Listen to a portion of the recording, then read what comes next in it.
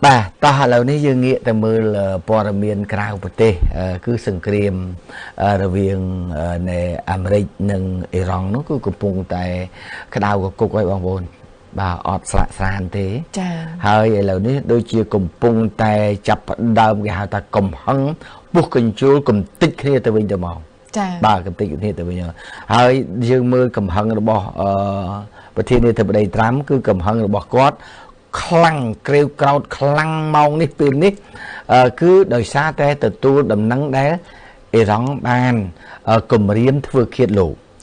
บ่าได้ทั่วอ้อยอเมริกได้กลุ่มปุ่งแต่บังก้อนกากลุ่มติดบ่าบังก้อนกากลุ่มติดแต่เลยร้องเฮ้ยร้องแล้วก็กลุ่มปุ่งแต่ช่วยจับหนึ่งจองกำหังคลั่งแทนติดขณะไปเลยกรอบใบบอสารอเมริกกันแต่บ่มพลายปฏิเหตุบอกก่อนบำพลายเนื้อเศรษฐกิจระบก่อนบำพลายเนื้อสมรรถภาพระบอยรองบ่านี่เหรอบ้านในท่าสังเกตนี้ไอ้แล้วก็หาท่าสังเกตซีซ่าจอดเทียมบ่าคลังเต้าคลังเมาอดเมียนสระสารเดบ่าเจาะสมดฮอร์โมนก็เต้าบ้านบัดต่างสองคือลูกตรัมประกาศท่าหนึ่งเต้ากันกับเจาะนี่มันเอาไอ้รองในการกับเดไอ้รองก็ประเด็นยังจะทำเหมือนเอาอย่างไม่กันกับเดแล้วอเมริกาท่านหนึ่งเต้าแต่บัดแพ้ในสมุทรบ่ออิหร่านแถมตีนบ่านี่ได้จีการซองสักนี้แต่วิ่งจะมกดมบีถัดเต้าเนี่ยน่าจะเนี่ยคลังบ่านี่ลูกเนี่ยได้ทั่วอ้อยสังเกตไม่กันในกระดาวกุ๊กปันได้สำหรับอิสราเอลหนุ่มมองในปีนี้มันตอนถือสกัดมาเพียบไอเต้ให้ดูเชื่อลือแต่นั่งท่าคณะได้ละอเมริกาปุ่งได้ตุ่มเละกรอบใบนึ่งปลากลุ่มช่วยตุ่มเนื้อดักเตาไอ้ร้องคืออิสราเอลในไว้ฮะไปด้วยเชี่ยเมียนทาหนึ่งเมียนจุ่มนูบจอชายเชื่อมวยลิบองตัววิ่งบ่าลิบองลองไปอเมริกาปุ่งแต่ไว้แต่เลืออิหร่านให้อิสราเอลงัดตำใต้อิสราเอลnóก็กระปุ่งแต่ไว้แต่เลือกาซาได้บ่าจ้ากระปุ่งแต่ไว้แต่กาซาทั่วไอ้เหมือนดูผมเปิ้ลเนี่ยสลับจ้านั่งไงจังการไปวัดสังเกตนี้ลูกเนี่ยดังให้ท่าเวปะไอเกสมัยโมยืงนึ่งบรรดาประเทศเลยไปพบลูกโมยืงเวปะไอมาปัญหาโดยชีมาดองนี้ฮะไปโดยชีกระดาซ้อมในกาปะปัญหาเพลงอันตรเนี่ยได้เจอนอมหมกบรรดาประเทศเพลงโดยซาแต่เมียนเจาะไอกุดกงบานจังเจาะนู้ขยมก็มันใช่ป่ะล้อท่าตาหมกไปพบนาคลาเต้บ่าพวกแล้วเพลงในเยื้องโดยเชี่ยมันตอนไอเดียจอทายเตียนมันสมัยตำไหลจังเพลงสังธรรมดาตำไหลเหมือนลิดใบปอนผมวนรอยเรียจะให้สมัยวันใต้ได้ไล่มาสดวินได้เห็นขปูหุ่นติดคือตำไหลเหมือนลิดบนปอนใบรอยเรียอันนี้สมัยดำไหลในเรือตีบซาบกัมพูชียืงจังได้กระทรวงเป็นกิจกรรมการปีมันสมัยวันใต้ใบยืงก็เลยตั้งมือดำไหลตีบซาเพลงปีพบโลกในอ่ำหลงเปลได้การวิวัฒน์ตะเลือการวิบาอเมริกตะเลือประเทศอิหร่านนู้เคยทาเปรียบเทียบจมูกมันสมัยในไงนี้ไงนี่วิหะลางมังติจะลางเชียงมันสมัยติไอ้กระถมองผมบวน30 ตีดำไหลเพลงชาวแบรนด์จะลางมวยจะ80 ผมบวนผิร้อยเวียสมาตะนังมวยบาระคือ80 ผมมวยดอลลาร์30 ใบเซนให้สมัยแบบเพลงชาวไวติไซน์เทอร์มิเดียจะลางในขนมรงวงไปจีมวยจะ50 ผมมวยผิร้อยบานิทาลางมาดอล80 ดอลลาร์จะ50 ผมใบเซนในขนมมาบาระขณะใดมาซาลมันมาบาระตา70 ผม70 ผมใบดอลลาร์ตีจังจังวิหิงลางจีมุนติดแต่จื่อเจ้าทาบองปนในใต้แร่ซาอาเพียบจรวดจะบอลในเลือตีบซาในบ้านจังดำไหลเปรี้ยอะไรเหาะลางจื่อกลม6ไอ้คลังบานตีจ้าอันนี้จีสถานเพียบดำไหลเปร่งปัจจัยใบยืงเมื่อปีสถานเพียบระบอบสหรัฐอเมริกในขนมมองนี้จมูกในอิหร่านเคยทาอเมริกก็บานบนต่อตลอดแต่บกอันจีสไลบัดจรกำปงพายระบอบอิหร่านให้อเมริกก็บานประกาศการวิพากษ์ประธานติดโจตกันประเทศอิหร่านโดยมีแต่งการบำตุกตือกัน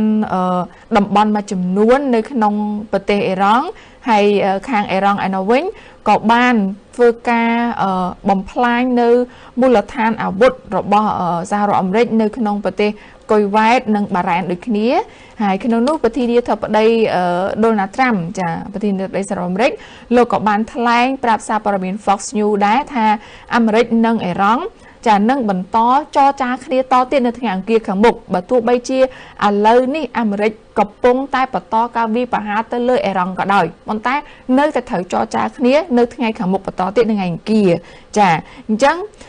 លោកដូណាល់ត្រាំក៏បាននិយាយថា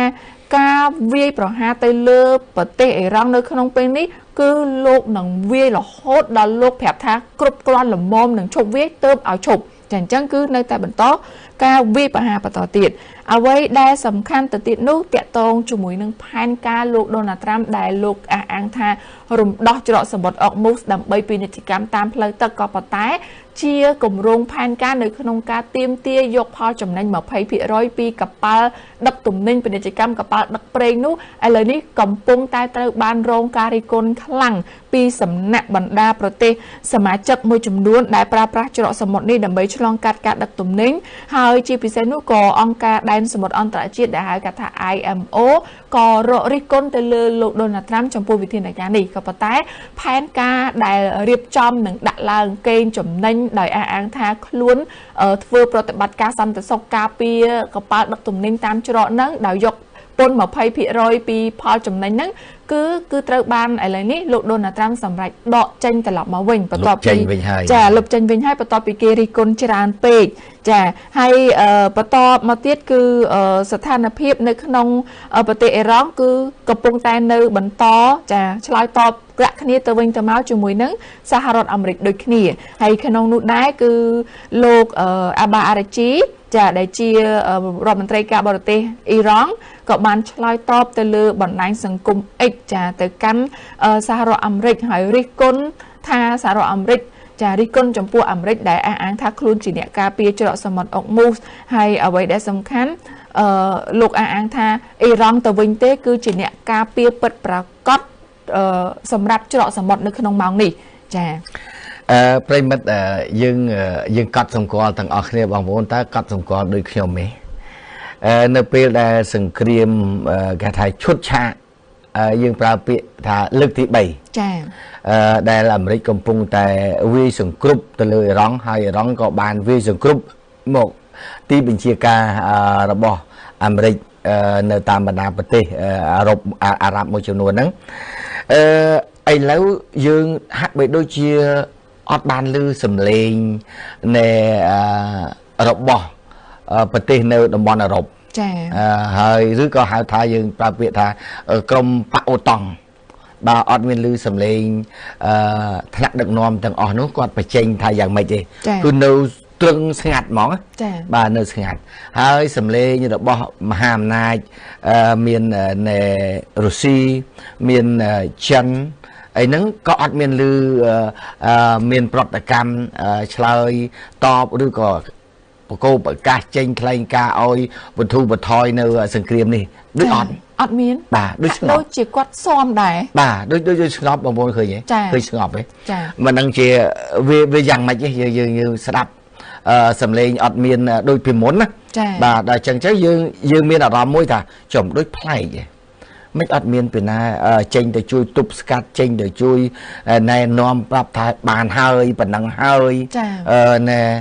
កុំបន្តទៀតដូចអត់លឺអត់មានអ្នកទៅណែនាំឲ្យគោរពប័ណ្ណឈប់បាញ់អីអត់មានបាទអញ្ចឹងនេះជាការកត់សម្គាល់បងប្អូនបាទមិនដឹងជាការតើជាយុទ្ធសាស្ត្រអីហ្នឹងនៅពេលម៉ោងហ្នឹងពេលហ្នឹងព្រោះឥឡូវអាមេរិកដូចជាកំពុងតែរន្ធើណាស់បាទរហូតដល់នៃលោកត្រាំឥឡូវឃើញទៅរករឿង ICC នៅទៅទៀតចា៎បាទតឡាការ